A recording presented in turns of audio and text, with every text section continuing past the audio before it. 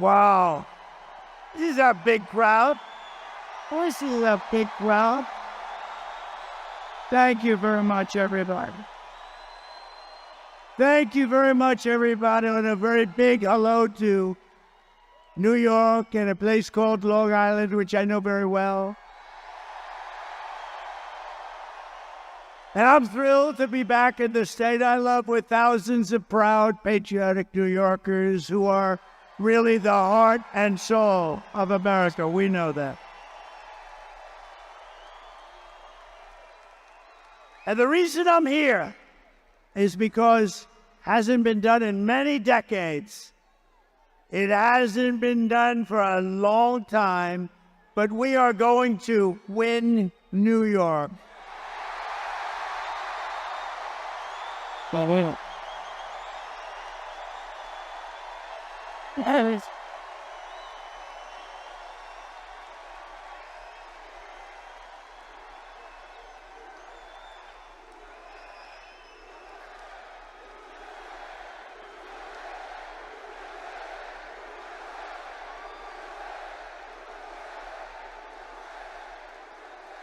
And that's the first time in many, many years that a Republican can honestly say it, and we're going to do it. We have to do it. We do it, and the election nationwide is over. We take over the White House, and we fix up our country, okay?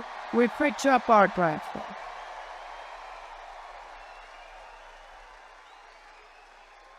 So as you know, 3 days ago, there was yet another assassination attempt on my life. I didn't know I was going to say that. It was the second one in 8 weeks by a violent radical left mobster. This evil would-be assassin got within a few hundred yards of where I stood, but thankfully, our outstanding Secret Service agent, and they are outstanding, spotted the barrel of his rifle in the bushes. Can you believe that?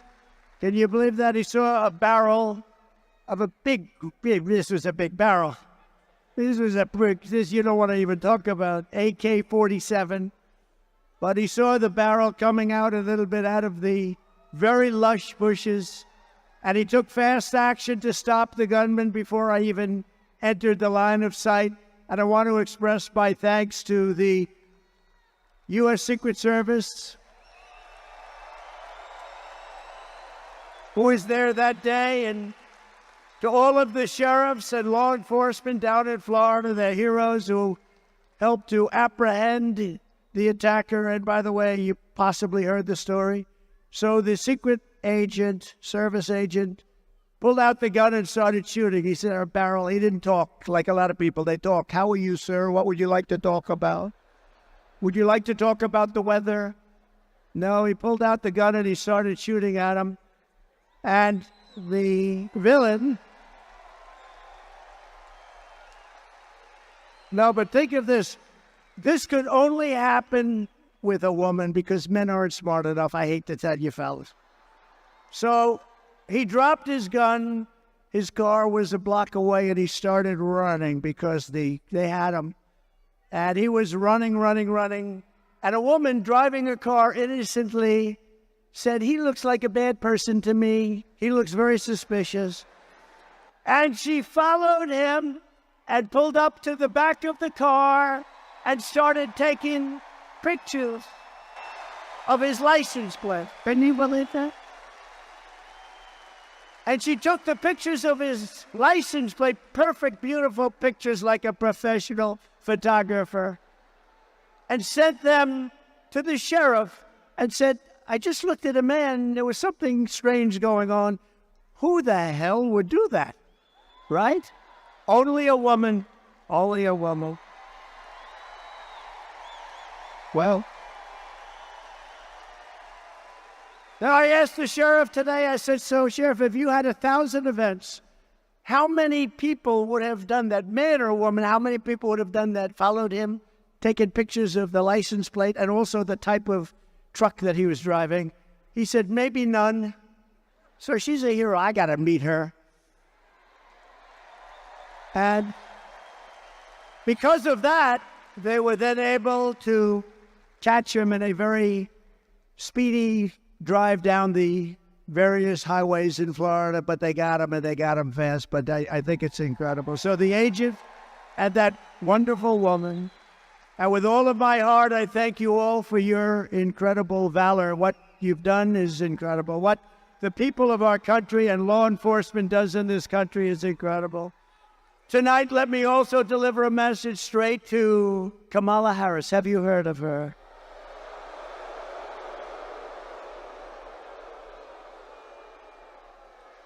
Who, by the way, was just rated by far the most liberal senator in the U.S. Senate, more so even further left than Bernie Sanders and Pocahontas. Pocahontas. She's more so. Elizabeth Warren, she's more left than Bernie Sanders or Elizabeth Warren. Let me also deliver a message straight to Kamala Harris, the radical left Democrat politicians, and the fake news media. Look how many are there.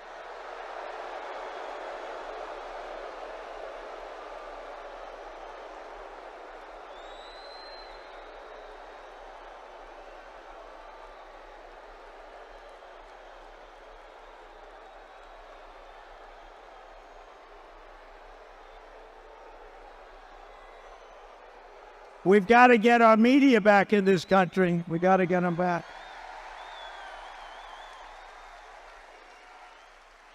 But the message is, it's time to stop the lies, stop the hoaxes, stop the smears, stop the lawfare or the fake lawsuits against me, and stop claiming your opponents will turn America into a dictatorship. Give me a break.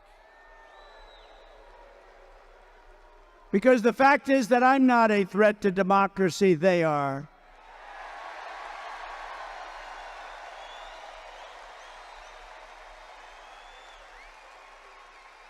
They're doing things in politics that have never been done before in the history of our country. And worst of all, with their open borders and bad elections, they have made us into a third world nation, something which nobody thought was even possible.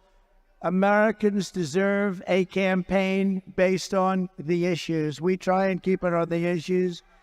And God has now spared my life. It must have been God. Thank you.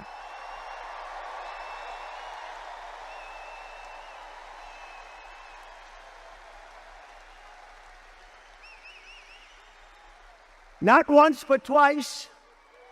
And there are those that say he did it because Trump is going to turn this state around. He's going to turn this country around. He's going to make America great again.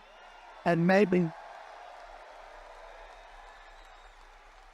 And we're going to bring back religion into our country. Did it now.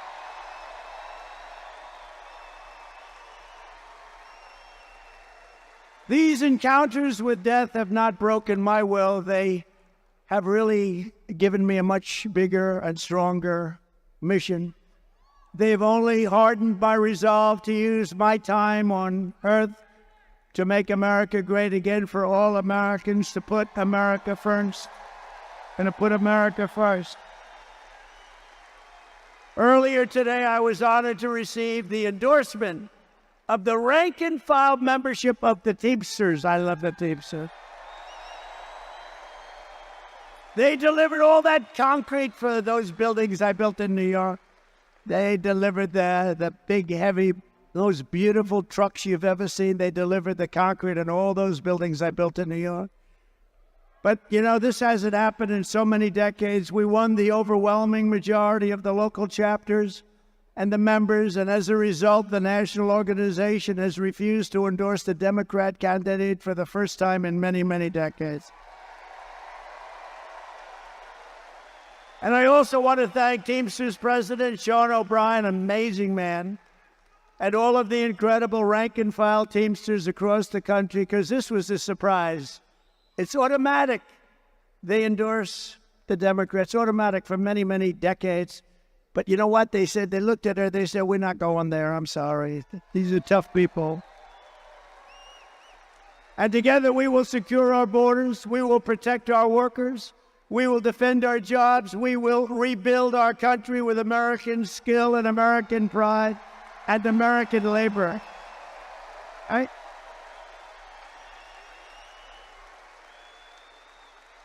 And just as a little side note, we should give them a round, especially because of what they and how they voted today. If they voted the other way, I wouldn't give them a round. But the Teamsters built out this beautiful stadium for tonight's event. Thank you, Teamsters. Thank you.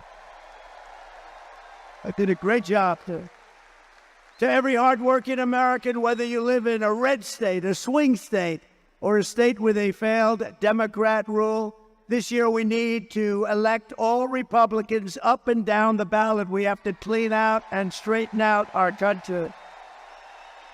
With your vote, we are going to rescue our country. We are going to rescue our Democrat-run states.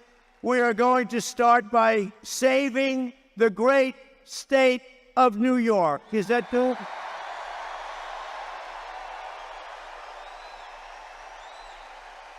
Right? No. What?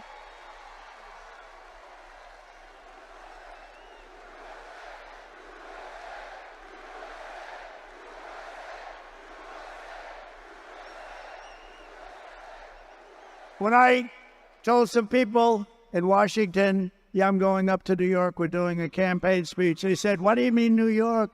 You can't ever, nobody can win. Republicans can't win. I said, I can win New York, and we can win New York. We're going to win New York. And if you vote for me, I'm going to reduce your taxes, reduce your crime, and reduce your levels of stress. Because you have a lot of stress. The only thing that I will increase are your incomes, and your love for your state will come roaring back again. Throughout American history, from generation to generation, New York has always set the standard for American life, and they have. It's been a high standard, too.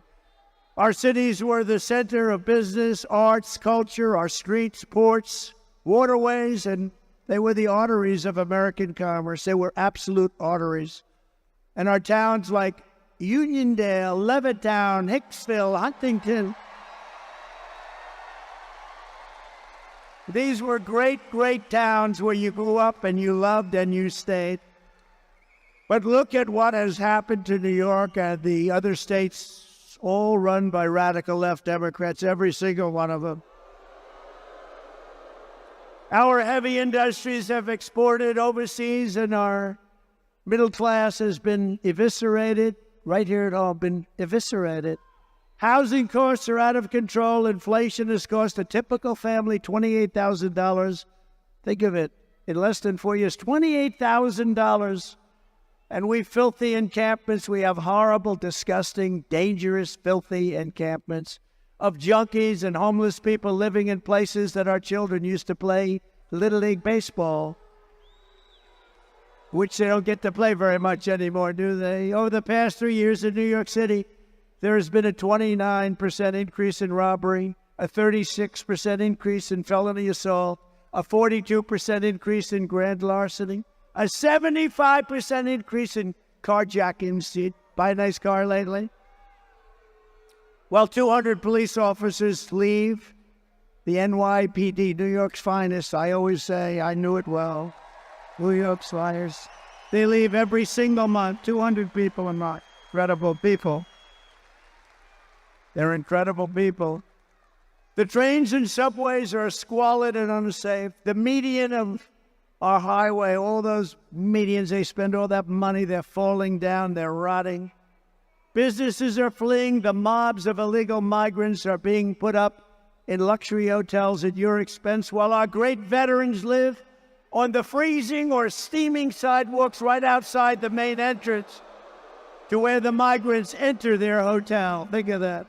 Think of it. We have veterans lying on the street, squalid, lying on the street, sometimes freezing, sometimes it's hot, it's summer.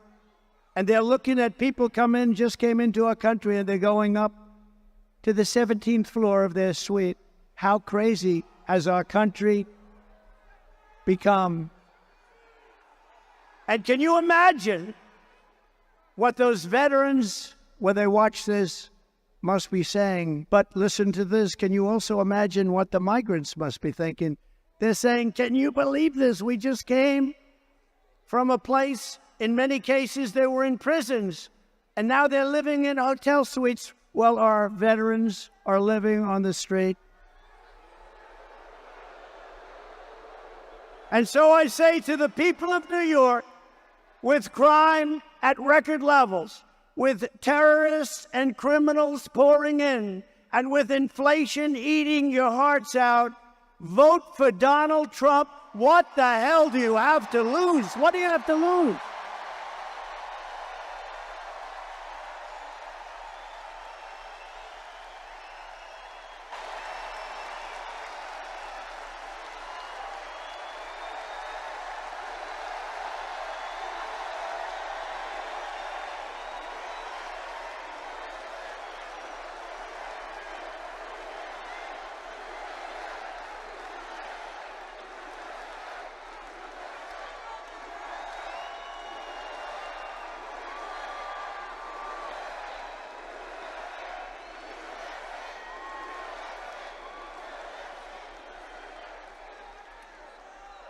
What do you have to lose? Think of it. What the hell do you have to lose? You know, some of you will remember that was a phrase that I used for our black population years ago in 2016. I said, with the worst housing conditions, the worst education, the worst this, the worst that, the most crime. I went through 12 different things, and it wasn't on the sheets. And I'm saying, boy, that's really terrible. And I said, and I was at like 2%, not too good. And I said to the black population gathered in front of me, vote for Trump. What the hell do you have to lose? I said that, same thing. And you know what happened? I got eviscerated when I went backstage. But I'm not like Biden where he takes, I fight back with my people. Remember, we still signed the check. They said, sir, that's a terrible thing to have said. I said, what you said, what the hell do you have to lose? It's terrible, it's demeaning, it's horrible. I said, but it's true. You know what happened? The next day, I picked up 10 points with the black population. And now, because of all we've done, we're at the highest level of black support in the history of the Republican Party.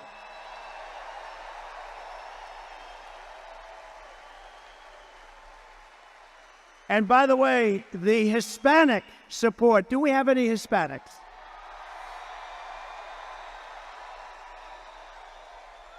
The Hispanic support is off the charts, and they don't know what the hell to do about it. It's off the charts. And we just had some great polling come out. I think the most accurate poll over the last 8 or 9 years was Rasmussen. They just came out with a poll that we're 5 up. We're 5 up. 5 up. We should be 35 up, to be honest with you. You know, some people can't break an old habit. That's really what it is. So I say to you, vote for Trump, and I will turn it around very quickly with 4 more years of Kamala Harris. New York State will be like a third world nation if it isn't already. It is. I think it is. With Trump, the Empire State will once again be the envy of the entire world. We will have no crime, only success. And unlike your current radical Democrat regime, I'm not driven by partisan ideology. I'm driven by results, and I'm driven by New York common sense. It's common sense, right? Right? It's common sense. You know, I like to say the party, this is a great party.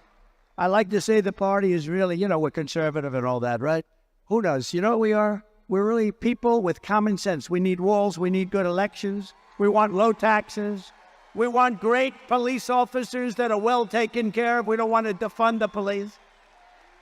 We're the party of common sense more than anything else, and it's picked up a lot of steam. It's true. My first week back in the Oval Office, I will clean up and call up your governor and mayors all across your state, and I will tell them it's time to work together. They're largely Democrats. It's time to work together for the good of the people. Going to do it. And despite all of the persecution I've endured from the corrupt judicial system in New York, it's a corrupt system. I love the people of this state, and I want to give back. I want to give back to you. I've had a great life. I want to give back to you. We're going to give it back to you. We're going to make this city and we're going to make this state incredible again. Together we will rebuild our roads, bridges, highways, and airports. They're falling apart. They're falling down. We will renovate New York subway. Oh, that's beautiful. I used to go to school in the subway. Can you believe it? I mean, I like to say it's not so long ago, but it probably is. What do you think, Bruce? I guess it is. But my parents would drop me off at a subway, and I'd go to Union Turnpike, or I'd go to wherever They had no fear that I was going to be disappearing. They would take me to a subway, put me on and say, bye, darling, bye. If you do that today, you have about a 75% chance that you'll never see your child again. What the hell has happened here? What has happened? We will renovate the New York subway so that the greatest city in the world finally has, again, the greatest transit system anywhere in the world. You have the basics. We have to clean it. We have to take care of it. We have to give it a little love. And we have to get the criminals the hell out of there. We will once again support our incredible police officers, New York's finest. A lot of them.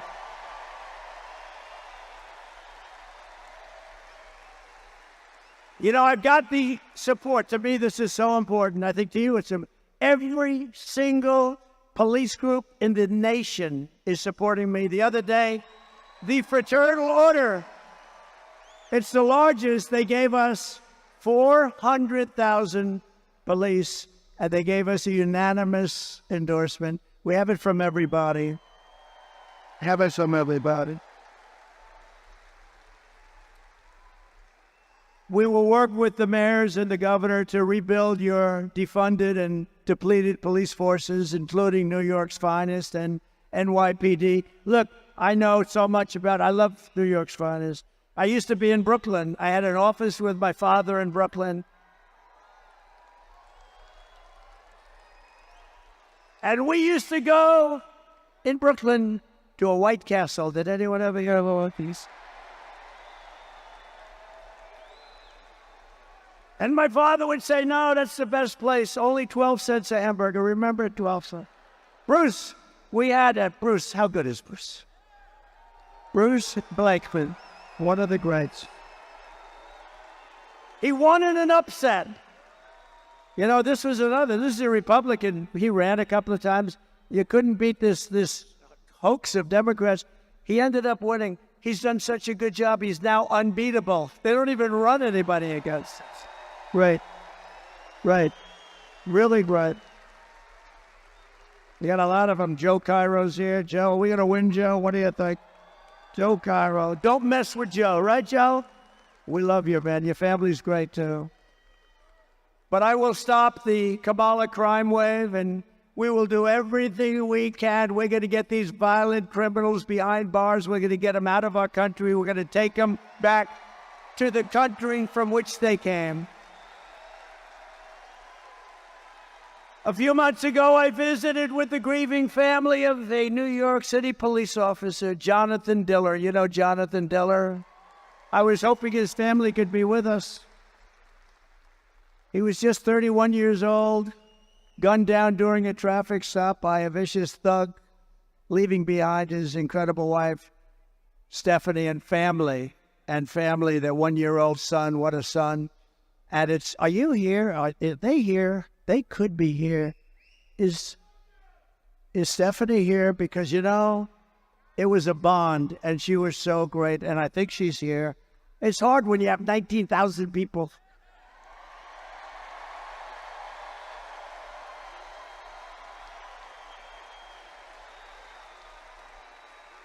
And Stephanie, unlike a lot of my friends, doesn't want adulation. Honestly, what she wants more than that, she wants her husband back. That's what she wants. She doesn't want adulation. I have other friends. You'd find them. I have other friends. If you said their name, they'd be jumping up. Here I am. Here I am. Stephanie doesn't want that. What a great family. What a great family. And what a great guy he was. The criminal charge was savagery. Murdering Officer Diller, was previously arrested by the NYPD 21 times, right? 21 times, Bruce. And the accomplice driving the car had been arrested 14 times, but he was actually much worse. He was more vicious. 14 times, but he was actually far more vicious. This is the kind of story we hear every single day under radical Democrat policies like cashless bail, cashless bail. You kill somebody, and you're out on the streets in 2 hours. Cashless bail has been a disaster for our country. Kamala Harris wanted it no matter where she went.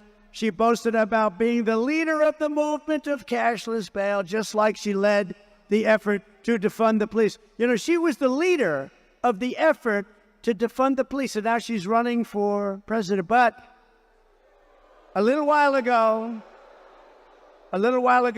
like everything else, no fracking, no this, she changed her mind. Now she says she likes the police. She can't say love, but she says like. She's made a lot of progress, but you know the first thing that would happen is she will go to defunding the police, if that's even possible to think about. But when I get back into the Oval Office, the madness ends and the law and order is going to return to our country.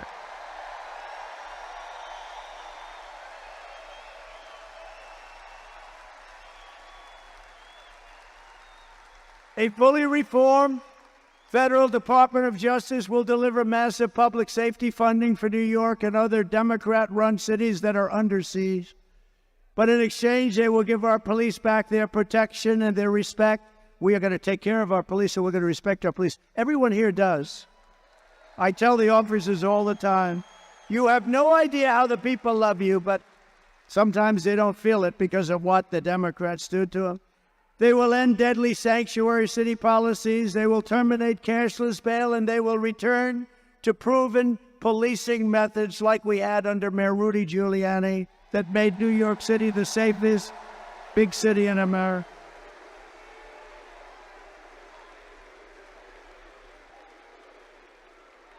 Simultaneously, we are going to make life in New York State affordable again. Little word, affordable. A vote for Kamala Harris is a vote for 4 more years of job losses. Look at what's happening. Businesses that are fleeing, money draining out of your state, and hundreds of thousands of illegal migrants sucking your public resources dry. You know, I've always heard for 20 years, I've heard that New York City has no money, and yet they're going to spend $3 billion on illegal migrants, and they're not getting it from the federal government. You wonder. They never had money, but they have $3 billion to take care of people that came into our country illegally. Doesn't make sense. But under the Trump economic plan, we will cut your energy prices in half within 12 months. Half! Because we have more liquid gold under our feet and we don't use it. We go to places like Venezuela when we have more than Russia. We have more than Saudi Arabia. You remember I got Anwar approved in Alaska. It's the biggest site anywhere in the world, probably bigger than Saudi Arabia, bigger than Russia. And what did they do? In the first week in office, Ronald Reagan tried so hard he couldn't get it. I got it. The biggest site in the world, Alaska. And in the first week in office, they terminated it. We'll have it back very quickly, I promise you that. We will rapidly defeat inflation. We're going to bring your prices down. All they're doing is they've cut it, but you're up 55 or 60%. People that used to live a nice life 4 years ago, they can't afford an apple. A woman, they showed a picture of a woman the other day. I said, boy, that's sad. That should never happen to her. She went to the counter, the cashier. She had 3 apples.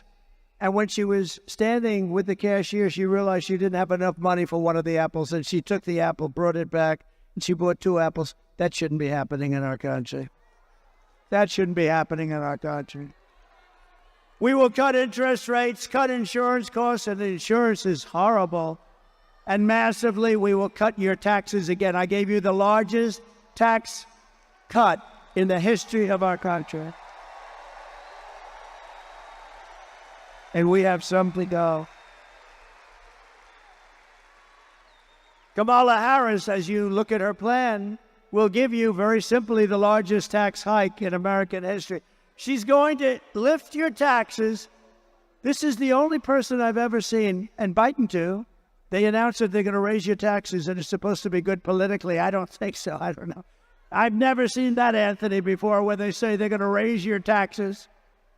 They're going to raise your taxes. To vote for me, I'm going to raise your taxes. Can you believe it? I made a mistake. I shouldn't have done that, because the news will say, vote for me, I'm going to raise it. They're going to say, they're going to attribute it to me. I can't do that.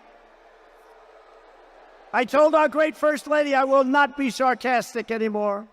When you joke or when you're sarcastic, the fake news will take a story like that. I'll say, I never said I was going to raise your taxes. Yes. Vote for me, I'll raise your taxes. Kiddingly. These people are the worst. When I imitated Joe Biden because he couldn't get off the stage, so I'd imitate him because he couldn't find the stairs and look around. He finished the speech the speech would last maybe 3 minutes, maybe a little less than that. And then you want to get off the stage, and it always go like this. But you remember that we're not running against him. We're running against somebody who's actually much worse. Ready? And he'd go like this, huh? And then he'd walk in a different direction. It was the weirdest thing. And Secret Service did a great job. They'd come up in the stage and they'd pull him out. Like today, we have 4 or 5 stairs. You always have 4, 5, 6 stairs. The more it's government-owned, the more stairs you have. But you always have a lot. So I said to our great First Lady, who can draw a crowd? Did you watch me tonight on television, First Lady? People love our First Lady out there.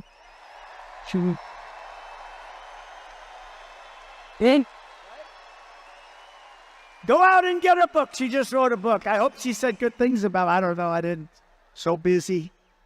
She just wrote a book called Melania. Go out and buy it. It's great.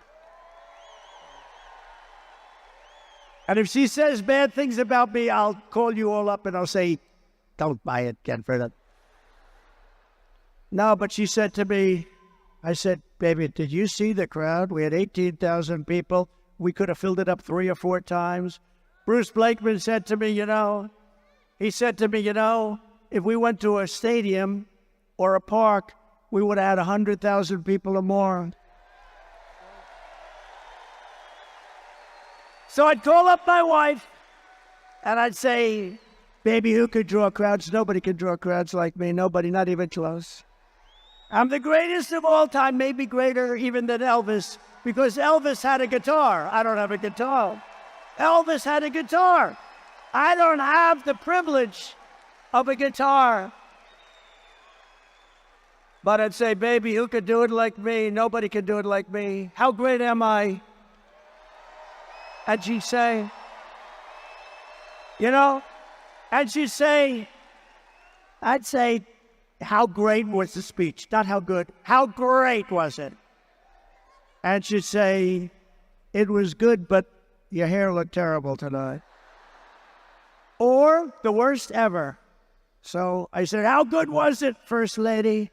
And she said, it was good, but you couldn't find your way off the stage. I was imitating Biden, and they said I did it. I couldn't find my way off the stage. No, so you can't be sarcastic. Sarcasm with the media doesn't work, okay? It doesn't. So I've given up about 90% of it. I got all my friends here. Anthony, stand up. Anthony Lomangino, one of the greats of all time. He said, I have a big business problem. What? I have too much cash. I don't know what to do with it. I said, I've heard of worse problems than that, Anthony, right? He's doing good. He's a great man, great businessman, and a great person. Kamala wants income tax hikes, small business tax hikes, capital gains tax hike. How about the capital gains? She wants a tax realized capital gain. That means he wants to give you a capital gain. Even if you have stock, she wants to give you a capital gain even if you didn't sell it. You know, I know a lot of people, they're very rich, but they don't have cash. They're rich, but they don't have cash. A lot of them, you know, it's like that. Farmers are like that. They have great land, great everything. They make income, but they don't have cash. And you know what I did for farmers and small business in the tax hike? And nobody talks about this. I got rid of the estate tax, so that, or the death tax, as they would call it, so that when you die and you pass it on to your children who you love, if you don't love your children, then it's not going to do you any good. And there are those. Does anybody in this incredible arena, they did a nice job, by the way, fixing it. I remember the old one. Does anybody in this incredible arena not love their children? Who in the arena is rich and will not leave their money to their kids? Because if that's the case, then what they did for you doesn't mean anything. Do I have any hands? 20,000 people and I have no hands. Okay, who wants to leave their money to their kids? That's great. Well, you know, in the old days, you'd leave the money to the kids, and what would happen? The kids would have to go out and borrow money. They'd lose everything. They had to borrow money from a bank at a high rate of interest. Now they don't have to do that anymore. Now you could leave your farm, you could leave your small business to your kids, but Kamala wants to end that. She wants to end it. She wants to raise your tax to a level that nobody's ever heard of before, and it's crazy. We will go in to a depression. I thought this was a wise guy coming up. This guy, I thought, I'm getting ready. I'm going like this. Yeah, I got a little bit of a yip problem here, right? That was amazing. I was all ready to start duking it out. I felt like my man in the front row here. Stand up, will you please? This is the toughest man. You know him? Do you all know? I'm going to introduce you later so you can sit. He's the toughest guy. If somebody walked on the stage, he wouldn't be afraid. He would already be attacking the poor guy. Yeah, that was interesting, wasn't it? It's the first time that's ever happened, I think. Is he new to the game? I think so. By contrast, I will cut taxes for families, small businesses, and workers, including restoring the SALT deduction, saving thousands of dollars for residents of New York, Pennsylvania, New Jersey, and other high-cost states. Going to restore SALT. Jobs and factories will pour back into New York. I know how to do it better than anybody's ever known how to do it, and we can do it so easily. Wages will soar, the cost of living will fall, and I will deliver the greatest economy in the history of the world to our country, and one of the greatest economies in the history of New York State.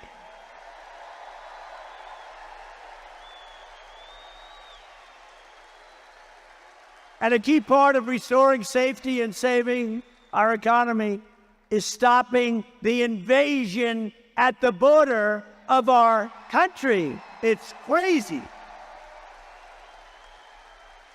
Under border czar Kamala Harris, you know, she was the border czar until she started looking at this situation, until the coup. I say until the coup because there was a coup.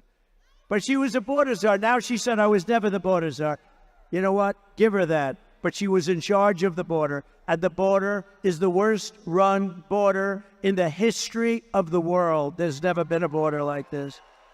21 million people, illegal aliens are coming in from all over the world, from prisons and jails, from mental institutions and insane asylums. Many tourists are coming in just to watch. Did you ever see this? You have tourists that line up to take pictures of it. They usually turn out to be the fake news, and the pictures are so bad they never show it. You know, the fake news never, ever talks about it, but we have massive numbers of terrorists coming in to our country. You have everybody coming in. We have people that can't speak the language. The great Tom Holman told me the other day, great guy, central casting guy, great guy. He told me the other day, last month, they figured it out for the last 12 months, 168 different countries came in, represented, and came into our country. Hundreds. Most people don't even know you have that many countries. You actually have over 200, but most people don't know. But I want to be known as one thing. In 2016, I probably won because of the border. I did a great job. I cleaned it up and the border was good. And in 2020, even though I got millions and millions more votes, they said, sir, if you get the same number of votes as you did in 2016, 63 million, sir, you cannot lose. I got millions more, and I lost.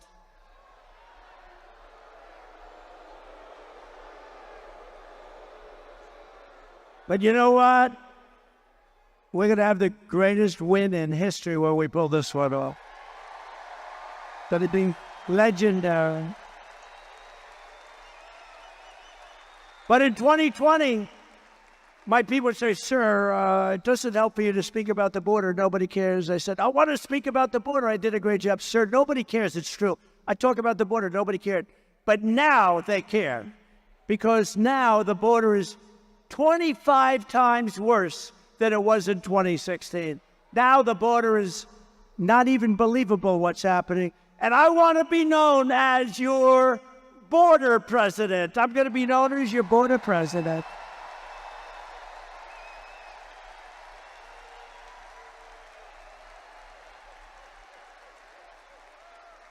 And Kamala will be known as your invasion president. Just let them all come in. Let them all come in. Now, we got to save our country. Our country's going down. If you look at what's happening with the Venezuelans taking over, I mean, they're taking over large pieces of real estate in Colorado, and you have a Democrat governor who's petrified of them. He's afraid. I've never seen anything like it, and he doesn't want to talk about it. They've taken over your buildings and your land. You got to do something about it. That wouldn't happen with Bruce Blakeman, I can tell you right now.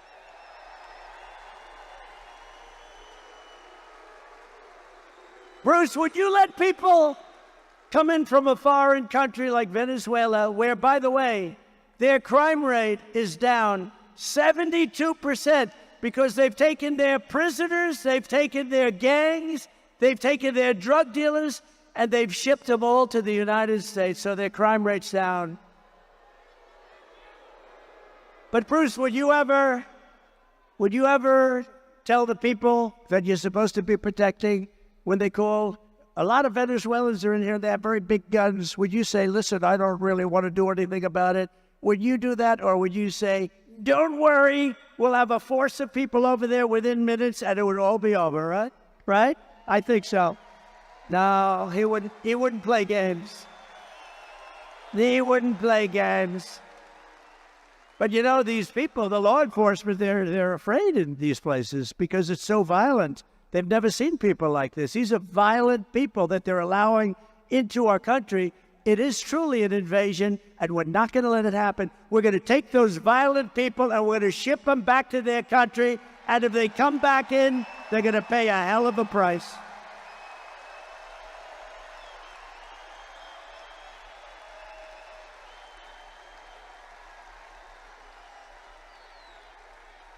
Thank you. We have no choice. We have no choice. It's not like, you know, this is not sustainable by any country. This is not sustainable. How about in Springfield, Ohio? They had 32,000. This is a little beautiful town. No crime, no problem. 32,000 illegal immigrants come into the town, 32. So they almost doubled their population in a period of a few weeks. Can you believe it? And you know what? They've got to get much tougher. I'm going to go there in the next 2 weeks. I'm going to Springfield and I'm going to Aurora. You may never see me again, but that's okay. Got to do what I got to do. Whatever happened to Trump? Well, he never got out of Springfield. I'm leading in Ohio by like 15 points, a lot. And we're going to take care of Ohio, and we're going to take care of Colorado, and we're going to take care of every single state in the union. They're all under siege. A lot of people don't talk about. But think of this. So the mayor of Springfield, and I think he's a very nice person, but instead of saying we're getting them all out, we're getting them out, he says very simply, we're hiring teachers to teach them English. Can you believe it? We are hiring interpreters.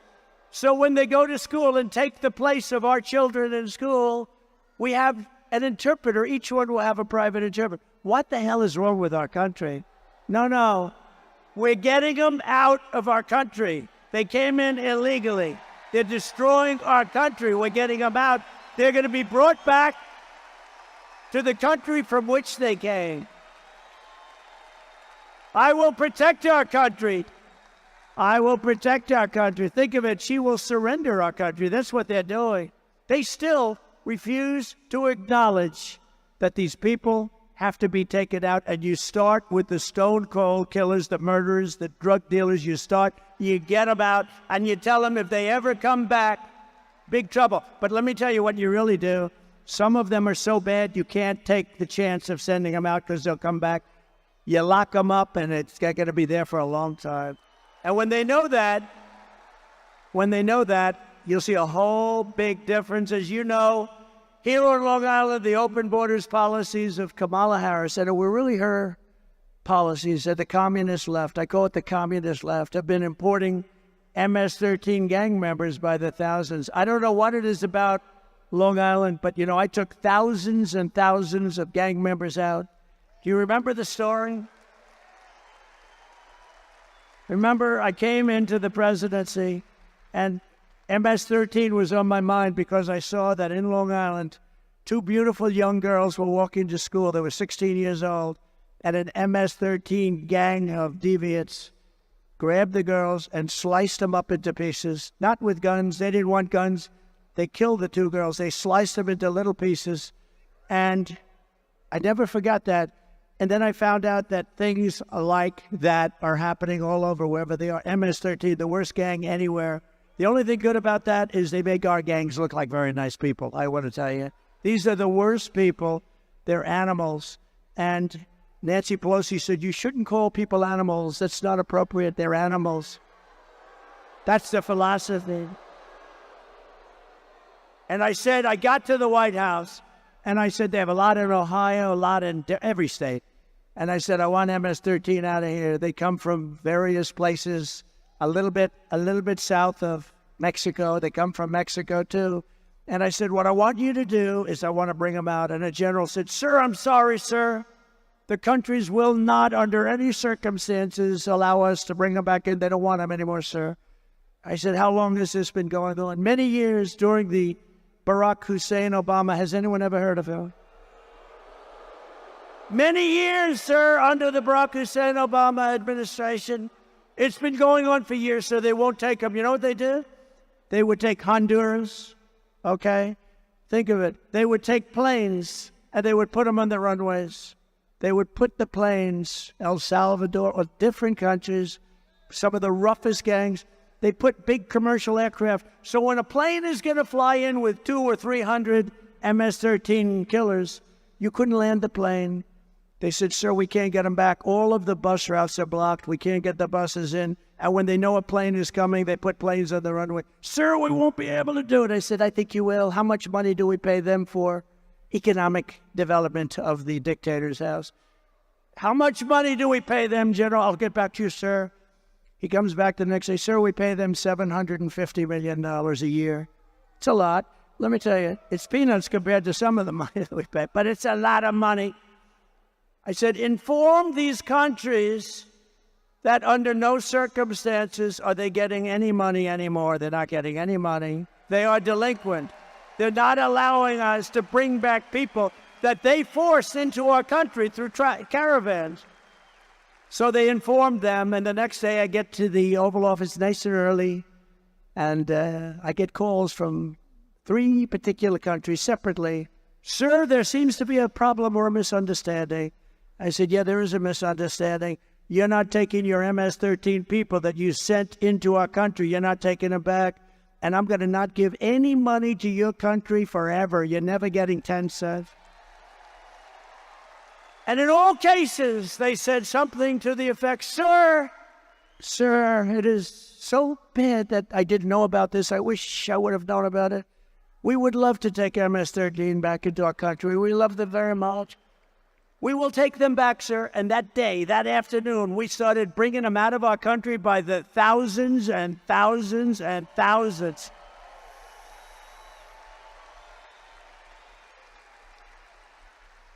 And the worst part of the story is, now, I still didn't pay them. I figured, but now they're getting $4 billion a year under Biden. Biden said, do it. Maybe she knew about it. I don't want to blame her if she didn't, but $4 billion. You know why? Because he wants them to create a beautiful environment so that they say that that's not going to happen. Okay, the money's going to be stolen all over the place.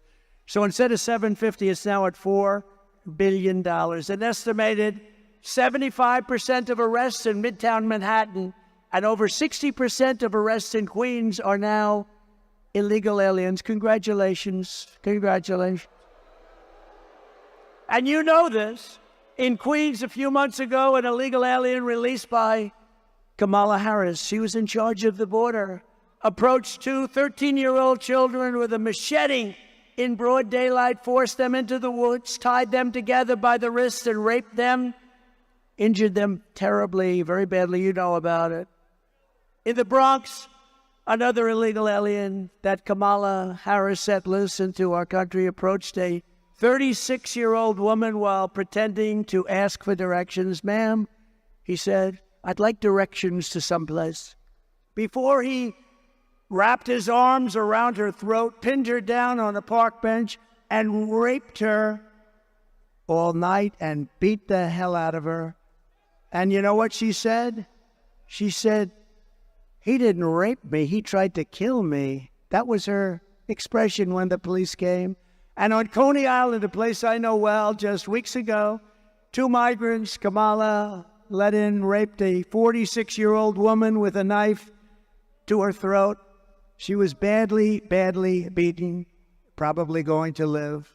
For every New Yorker being terrorized by this wave of migrant crime, and I've been talking about migrant crime for 5 years, I said, if you let them in, it's going to be hell. They are vicious, violent criminals that are being let into our country.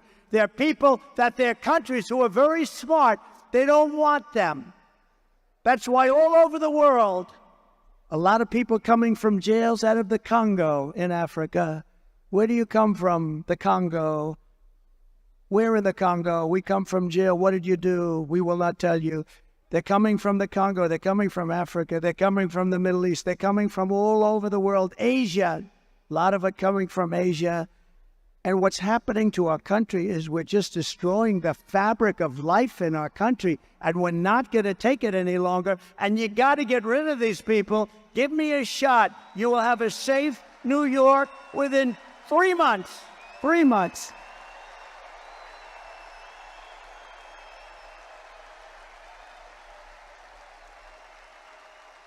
For every New Yorker being terrorized by this wave of migrant crime, November 5th will be your liberation day. It's going to be liberation because you are living like hell. You're living a life like hell. I will launch a special task force of elite federal law enforcement people, many of whom I already know, that are tough, and charge them with crushing the MS-13 remnants. You know, the problem is I got them out and now they come back in. They just walk back in like there's nothing to it. But eliminating MS-13 in every foreign gang and organized criminal network opening up on American soil. They're coming in by the millions, not by the hundreds. They're coming in by the millions. Think of it. Probably 21 million people. That's probably a low number. We can do all of this and more, but patriotic New Yorkers must get your asses out to vote. What did they know? Get a gallon. Harry, get up, Harry. Harry, get your fat ass out of the couch. You're going to vote for Trump today, Harry. Get up, Harry. Come on, let's go. Let's go, Harry.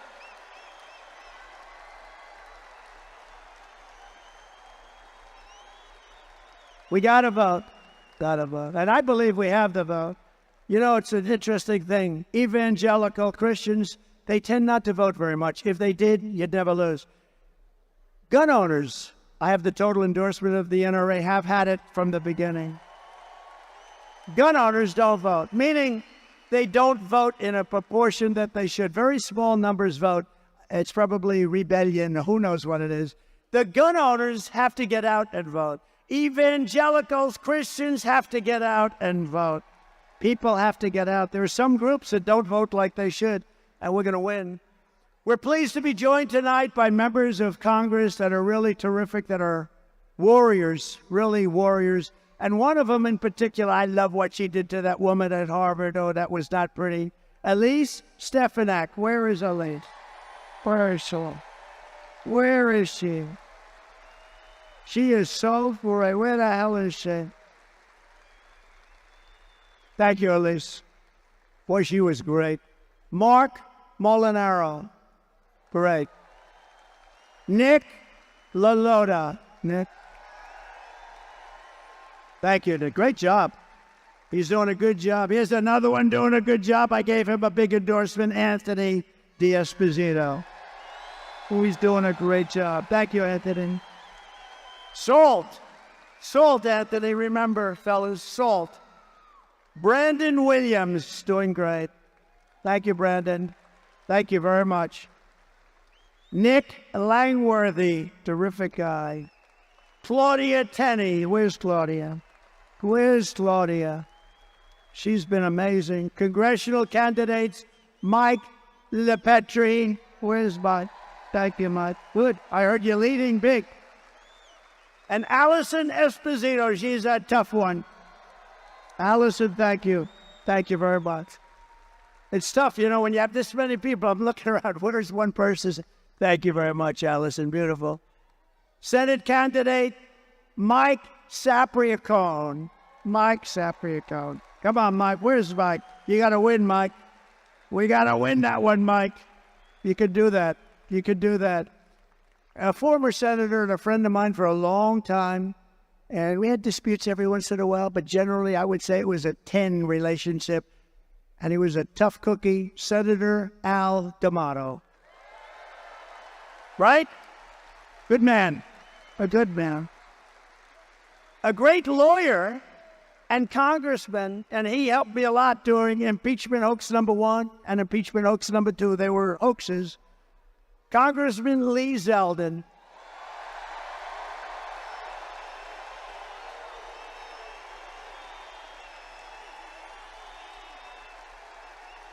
He's great.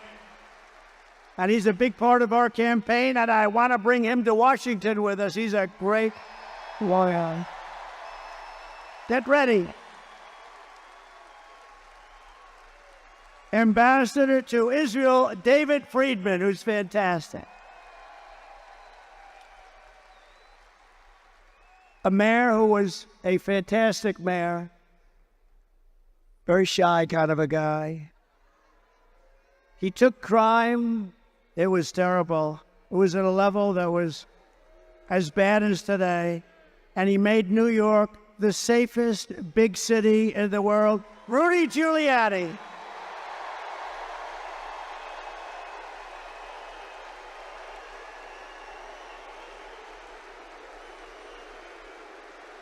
Boy, Rudy, isn't that great? And his son, who happens to be a great golfer. A lot of people say, oh, how's Andrew? Not that good. Let me tell you, he's seriously good. Andrew Giuliani. Thank you, Andrew. Thank you, Andrew. Did a good job. And a very beautiful little boy who went through hell. But I brought him some presents. That's why I was late for you today. I brought him presents. I said, Liam, do you think the crowd of 20,000 plus a lot of people outside, you know, we put up big televisions on the back of the building, but that's not like being here. It's wonderful. Hello out there. I hope you're enjoying it. Big, big, beautiful screens. We have big screens. Not quite like being in the third row, first row. But Liam LaCastro is here, and he is a great young man. He's gone through a lot, but he's going to be better soon. Right, Liam? And I got him the most beautiful present.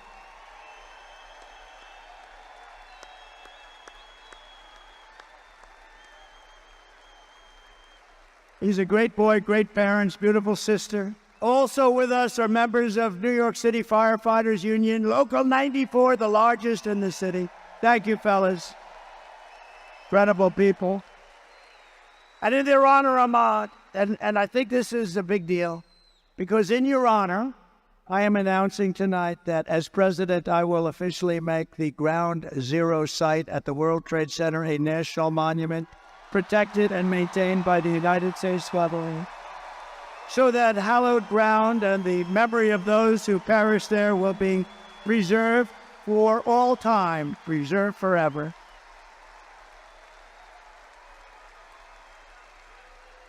And you deserve it. A lot of great people. I met them last week. Back here.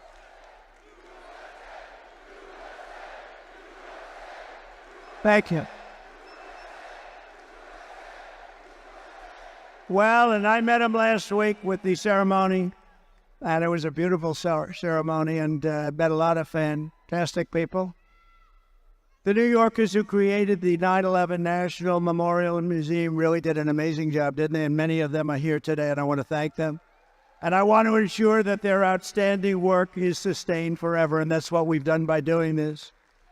So we are just 48 days away from the most important election in American history. The most important. Stand up. Now you can stand up. They didn't put your name down. Turn around. Who is he? Name him. He took care of business, right? It's my man. Good. Boy, I'm glad I didn't forget you. Good guy, good friend of mine for a long time. Whenever I had problems, I'd look at him and they'd say, let's leave Trump alone. Thank you, man. Thank you. We appreciate it. Great gentleman. Kamala Harris is for wide open borders with terrorists and criminals pouring into our country, more inflation, even higher than the last 4 years, which was a record. She wants to pack the Supreme Court. Think of that one. And today I heard it all. I thought they wanted maybe 11, maybe they wanted 13. That's an unlucky number, so maybe it would be 15 instead of 9. But instead of 9, Kamala wants to bring up potentially as many as 25 justices so that they can rig the system like they rig everything else, including elections. And maybe one of the worst things of all, she is a true believer. And again, I said this before, if you want to defund the police, if you've been there even for a day, in your mind you want to defund the police even for one day, you are not qualified to be the president of the United States.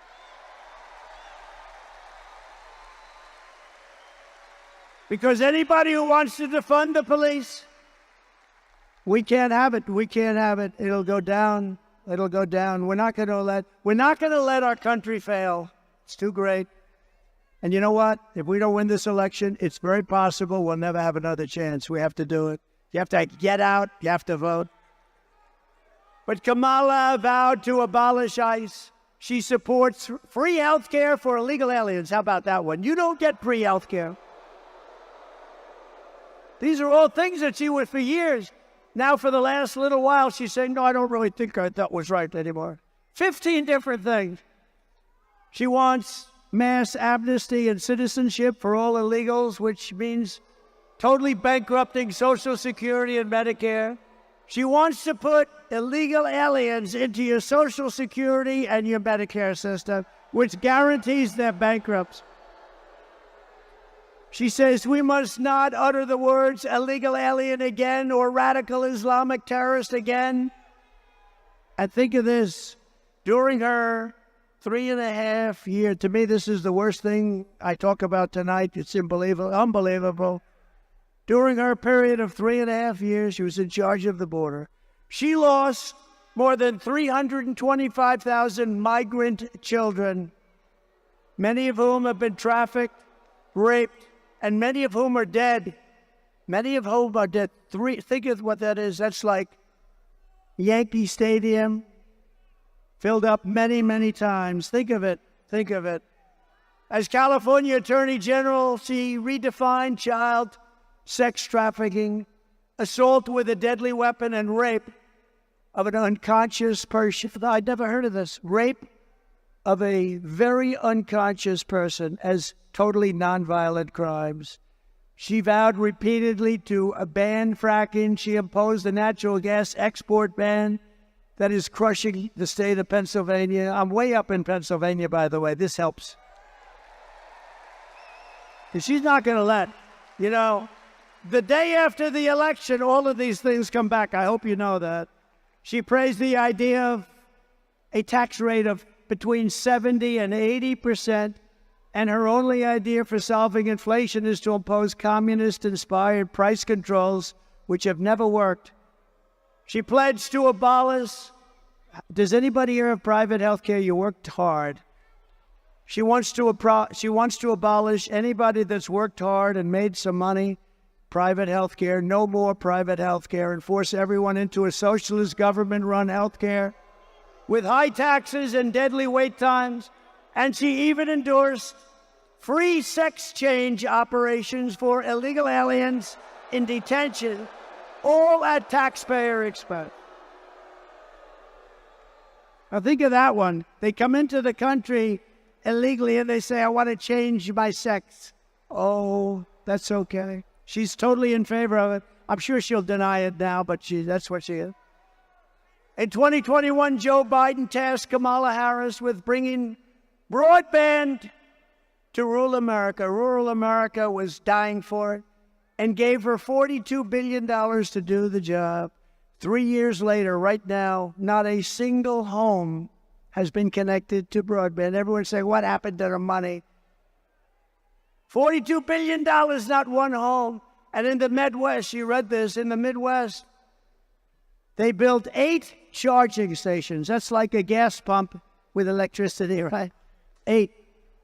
They spent $9 billion to build 8 charging stations. Other than that, it really works well. I will end the electric mandate on cars. Unbelievable. And I have to say this. Look, Elon Musk is great. He's a great guy. And he makes a great car.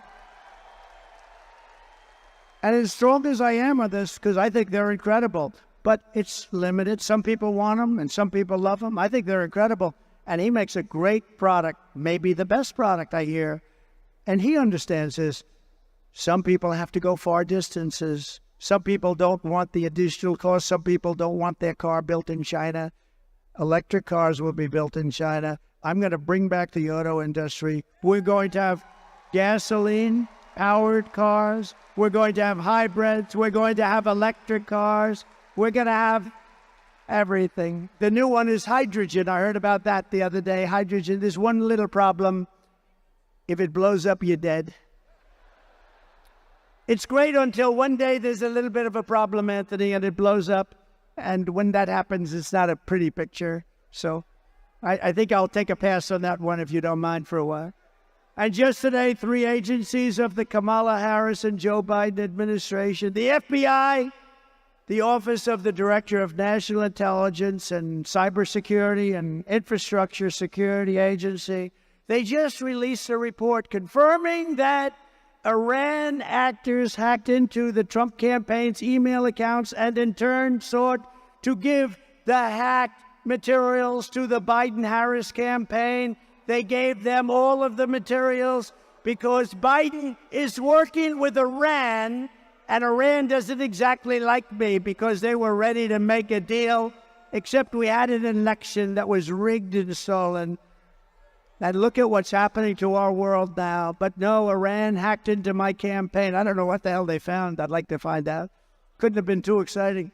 But they gave it to the Biden campaign. I can't believe it. Oh, yes, I can. But this is really foreign election interference. This is real election interference, not the phony crap that they've been trying to pin on me with Russia for years. Whatever happened to Russia? Remember the 51 intelligence agents? They said, no, the laptop from hell, it's Russia. No, it was Hunter. It's Hunter. Remember that? We had to go 2.5 years, and then they finally said, all right, the Mueller, remember Mueller?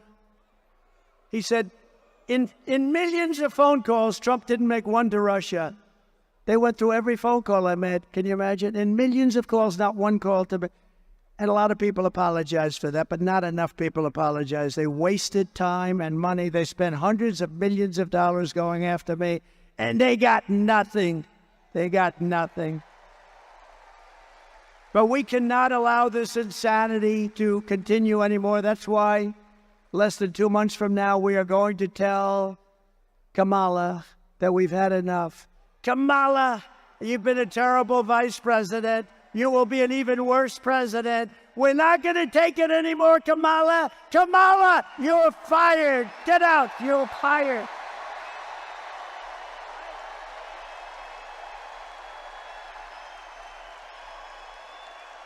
We're not going to take it anymore, Kamala.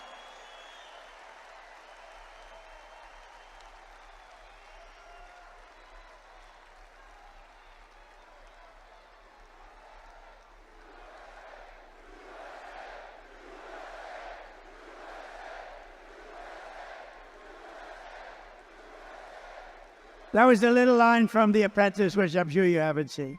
What a great show. Was The Apprentice good or what? From the moment we take back the White House from Kamala Harris, I believe we are going to have the 4 greatest years in the history of our country.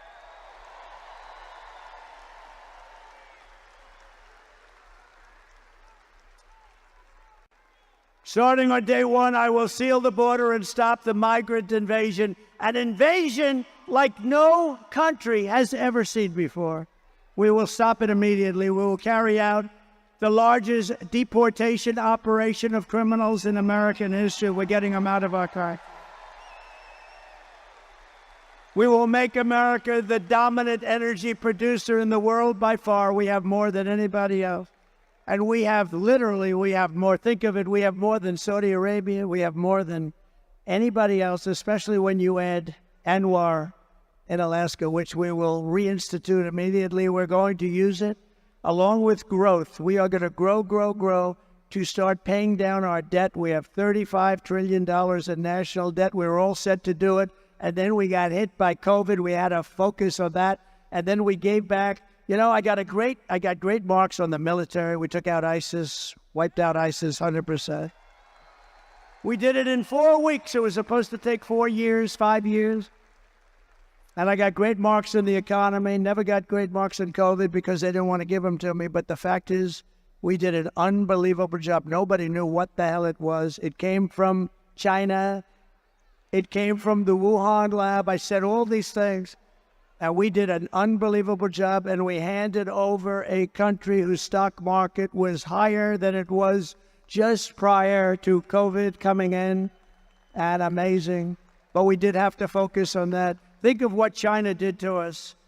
The world has $60 trillion and millions of people dead over that disaster.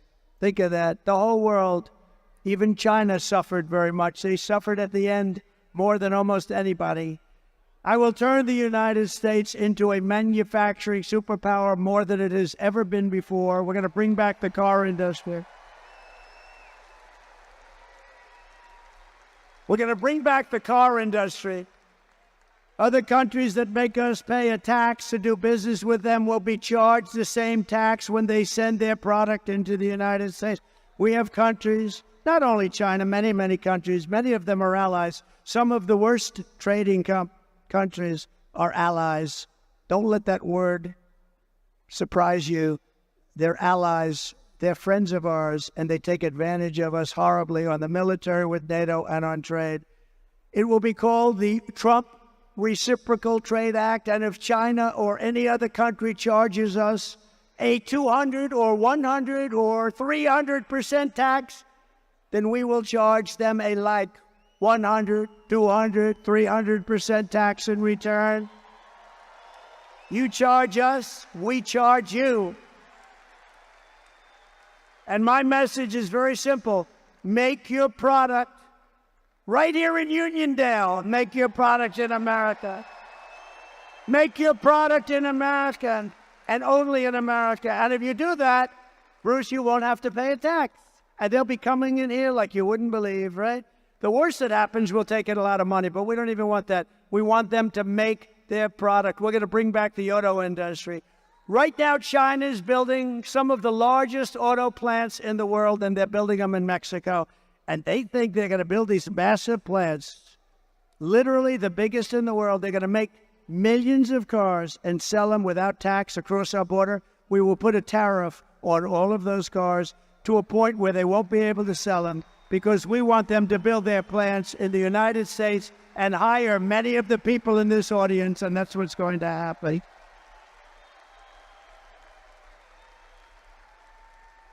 And we also have something that's basic, but wow, people said, you're really smart. Where the hell did you think of this one? No tax on tips. So if you're a waitress, a caddy, a driver, but maybe better, no tax on overtime.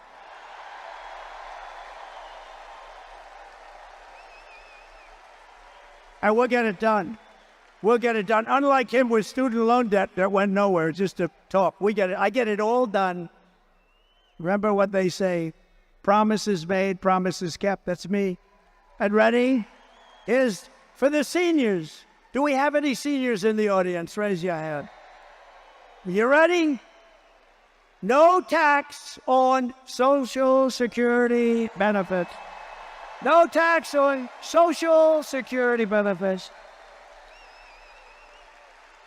And you know why you deserve it?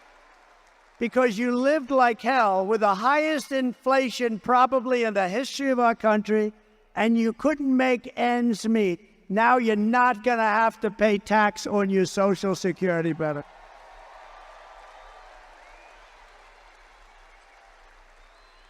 And I will always protect Social Security and Medicare, and they won't. They're going to destroy it. They're putting the migrants all over the place, including there. And while working Americans catch up, we're going to put a temporary cap on credit card interest rates. We're going to cap it at around 10%. We can't let them make 25 and 30%. We will terminate the Green New Scam and spend trillions of dollars. We're going to take the Green New Scam, one of the greatest scams in the history of our country. Remember when they used to say global warming? They don't say that anymore. They say climate change because the planet's actually getting cooler.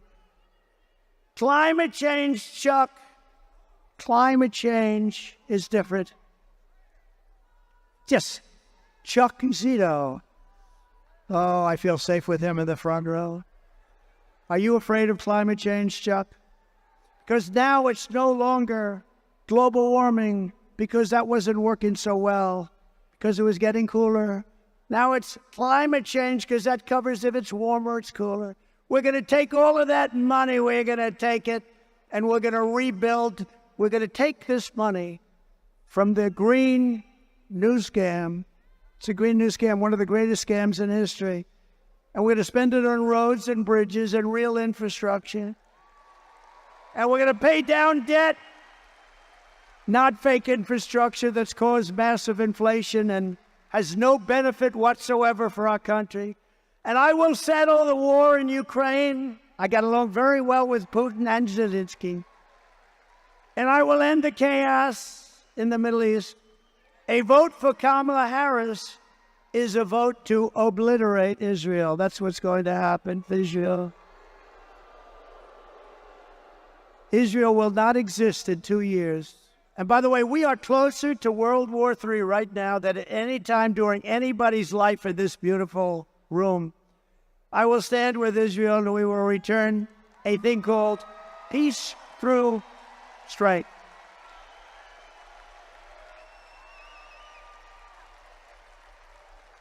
And we're going to get it settled. We're going to get it done. We're going to get it done.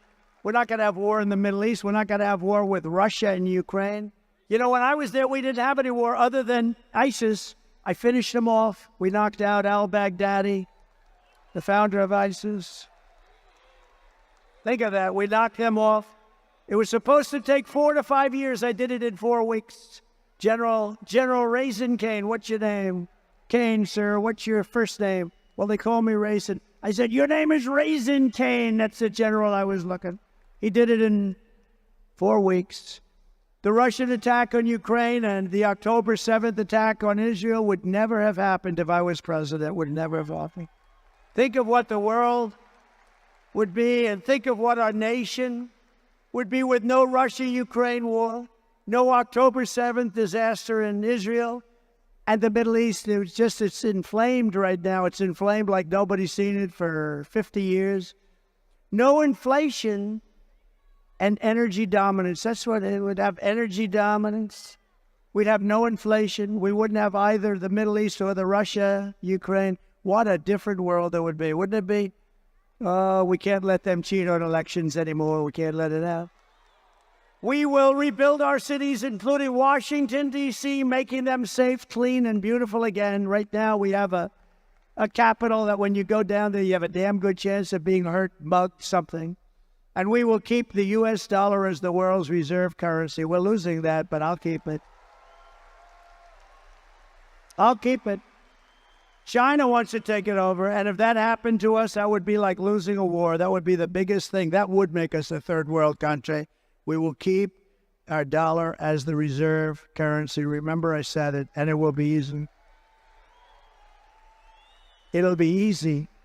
But this is how we will end the era of inflation, mayhem, misery under Kamala and Crooked Joe, and unleash safety, prosperity, and peace for Americans of every race, religion, color, and creed. That's what we're going to do.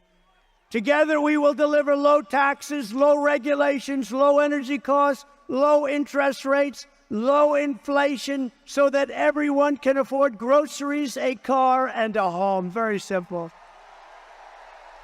Right?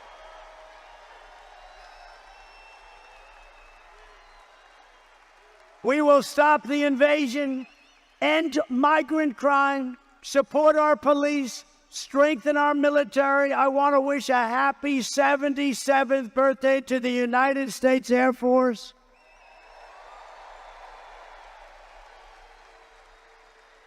And if you remember, I created Space Force, which was the last since Air Force, which will soon be 5 years old. Space Force has turned out to be very important. We will build a missile defense shield around our country, keep critical race theory and transgender insanity out of our schools, and we will keep men out of women's sports.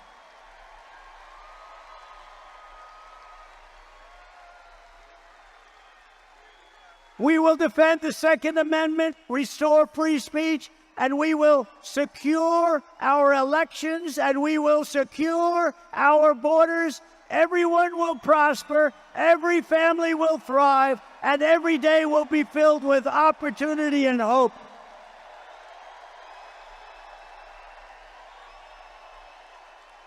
But for that to happen, we must defeat Kamala Harris and the crooked Democrats. So we must stop her country-destroying liberal agenda once and for all. So get everyone you know and vote. We want a landslide that is very simply too big to rig. Too big to rig. Right, Bruce? Too big to rig. Joe, too big to rig. Too big to rig, Joe. I think we can do that, too. On November 5th, we will save our economy. We will rescue our middle class. We will reclaim our sovereignty and restore our borders.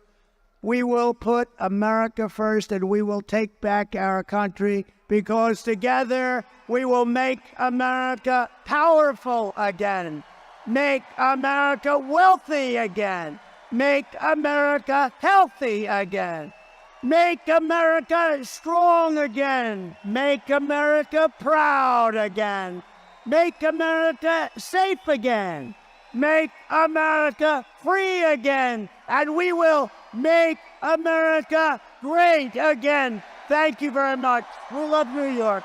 Love New York. Hearty. God bless you all. Nice seeing you.